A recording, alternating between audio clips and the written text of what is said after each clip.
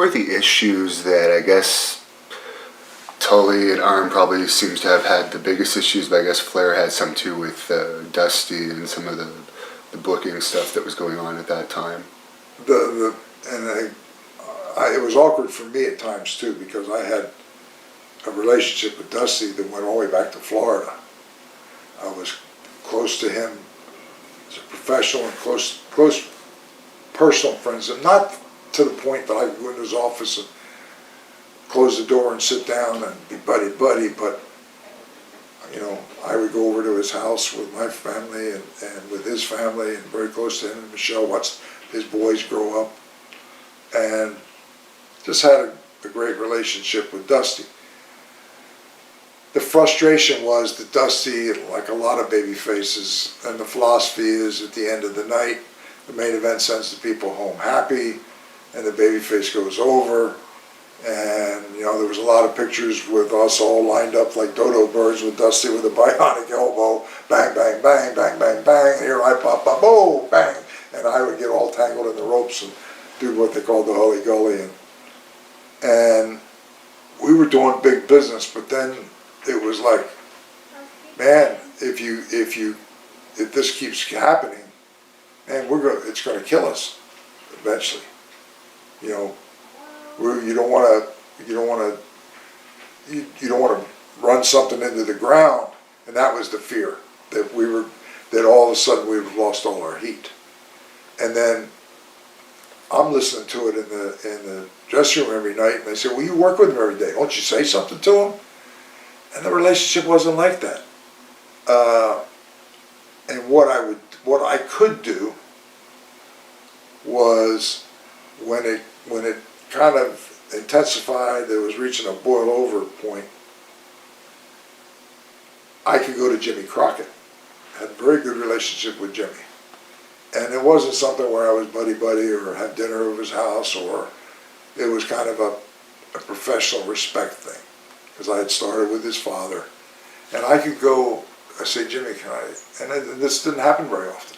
I said, Jimmy, can I have a couple of minutes with you? Absolutely. Close the door. What's on your mind? And I would tell him, say, this is the situation, and it's reaching a point that you need to be aware of it, and it's something that I think only you can diffuse. And I would explain what happened. I said, Dusty we're doing great business.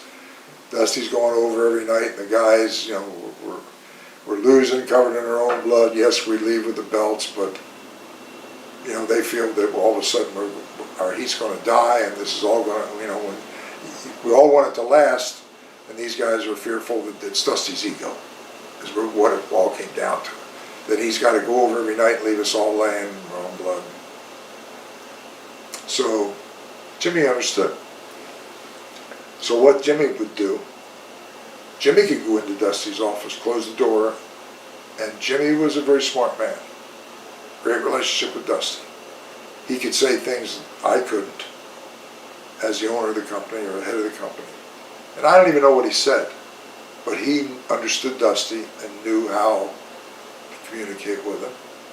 And then that same night, which used to be the case before they got so big, Jimmy had a personal relationship with him and Myra and Rick and his wife, and they would have Rick go over the house and have dinner with him.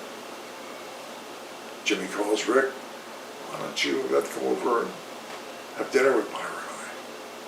The next day, Rick, oh God, Jimmy called me and I went over, we had dinner together and I had a chance to talk to him, and oh man, I feel so good, everything's going to be okay. And then that would kind of smooth things over between whatever he privately said with Dusty. It wouldn't be a radical thing that you can say, ooh, something happened that day, it's different today, but it would be more subtle, but it would diffuse the situation.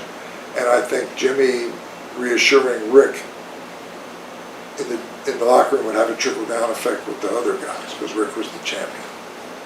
But then, you know, 6 months, 9 months, we'd be back in the same place, and that same cycle. Jimmy, I need to talk to you again. And oh man, they're blue. And he understood. He would, Rick, want to have dinner? And he would go talk to Dusty. And so that solved the problem.